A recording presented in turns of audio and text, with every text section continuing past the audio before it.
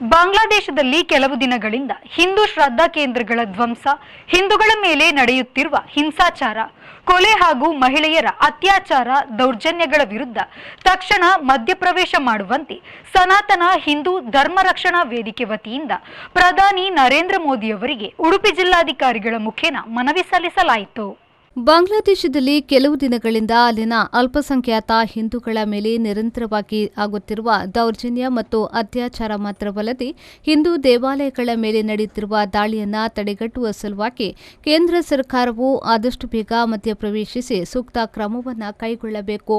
ಹಾಗೆಯೇ ಪೌರತ್ವ ಕಾಯ್ದೆಯಲ್ಲಿ ಮಾಡಿದ ತಿದ್ದುಪಡಿಯಂತೆ ಅಲ್ಪಸಂಖ್ಯಾತ ಹಾಗೂ ಅಸಹಾಯಕ ಬಾಂಗ್ಲಾದೇಶದ ಹಿಂದೂಗಳನ್ನು ಆದಷ್ಟು ಶೀಘ್ರವಾಗಿ ಭಾರತಕ್ಕೆ ಕರೆತಂದು ಅವರಿಗೆ ಪುನರ್ವಸತಿಯನ್ನು ಕಲ್ಪಿಸಿ ಈ ದೇಶದ ಪೌರತ್ವವನ್ನು ನೀಡಲು ತಕ್ಷಣ ಕ್ರಮ ಕೈಗೊಳ್ಳಬೇಕು ಎಂದು ಸನಾತನ ಹಿಂದೂ ಧರ್ಮ ರಕ್ಷಣಾ ವೇದಿಕೆಯ ಮುಖಂಡರು ಆಗ್ರಹಿಸಿದರು.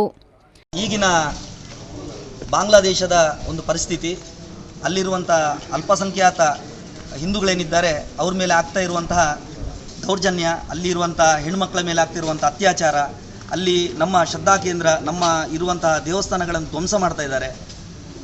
ಸೊ ಈ ಎಲ್ಲ ಬೆಳವಣಿಗೆಗಳು ಬಹಳ ಭಾರತಕ್ಕೆ ಮುಂದಿನ ದಿನಗಳಲ್ಲಿ ಬಹಳ ಅಪಾಯಕಾರಿಯಾಗುವಂಥದ್ದಂತೂ ಖಂಡಿತ. ಪ್ರಸಕ್ತ ಇವಾಗಲೇ ನಾವು ನೋಡ್ತಾ ಇದ್ದೇವೆ, ಬಾಂಗ್ಲಾದೇಶದ ಎಲ್ಲ ರೋಹಿಂಗ್ಯಾ ಮುಸ್ಲಿಮರು ಭಾರತದಲ್ಲಿ ತುಂಬ್ಕೊಂಡು ಬಿಟ್ಟಿದ್ದಾರೆ ಇವಾಗ. ಸೊ ಈಗಿನ ಪರಿಸ್ಥಿತಿ ಹೇಗಿದೆ ಅಂತ ಹೇಳಿದರೆ, ಇಲ್ಲಿಯ ಒಬ್ಬ ಮುಸ್ಲಿಂ ಮುಖಂಡರು ಹೇಳ್ತಾರೆ, ನಾವು 25 ಕೋಟಿ ಇದ್ದೇವೆ, ಕೇವಲ 5 ಕೋಟಿ ಮುಸ್ಲಿಮರನ್ನು ನಾವು ಬಿಟ್ಟರೆ ನಿಮ್ಮನ್ನು ಸರ್ವನಾಶ ಮಾಡಲಿಕ್ಕೆ ಸಾಕಾಗ್ತದೆ ಅದು ಅಂತ ಹೇಳುವಂಥದ್ದು ಇಲ್ಲಿ ಓಪನ್ ಆಗಿ ಅವರು ಮಾತಾಡ್ಕೊಳ್ತಿದ್ದಾರೆ.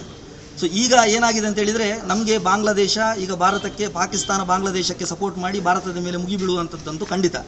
ಸೊ ನಮಗೆ ರಕ್ಷಣೆ ಬೇಕಂತ ಹೇಳಿ ಆದರೆ, ಅಲ್ಲಿರುವಂಥ ಹಿಂದೂಗಳನ್ನು ಉಳಿಸ್ಕೊಳ್ಬೇಕಂತ ಹೇಳಿ ಆದರೆ, ಇವಾಗ ನಮ್ಮ ನೆಚ್ಚಿನ ಪ್ರಧಾನಮಂತ್ರಿಯವರು ಇದರ ಬಗ್ಗೆ ಸೂಕ್ತ ಕ್ರಮವನ್ನು ಕೈಗೊಳ್ಳಬೇಕು. ಈ ವಿಷಯಕ್ಕೆ ಮಧ್ಯಪ್ರವೇಶಿಸಿ ಅಲ್ಲಿಯ ಒಂದು ನಮ್ಮ ಹಿಂದೂಗಳ ದುಸ್ಥಿತಿಗೆ ಸಹಕಾರವನ್ನು ಕೊಡಬೇಕು. ಅಲ್ಲಿಯವರನ್ನು ಇಲ್ಲಿ ಕರ್ಕೊಂಡು ಬರಬೇಕು, ಇಲ್ಲಿ ಅವರಿಗೆ ವಾಸ್ತವ್ಯಕ್ಕೆ ಅವಕಾಶ ಮಾಡಿಕೊಡಬೇಕು.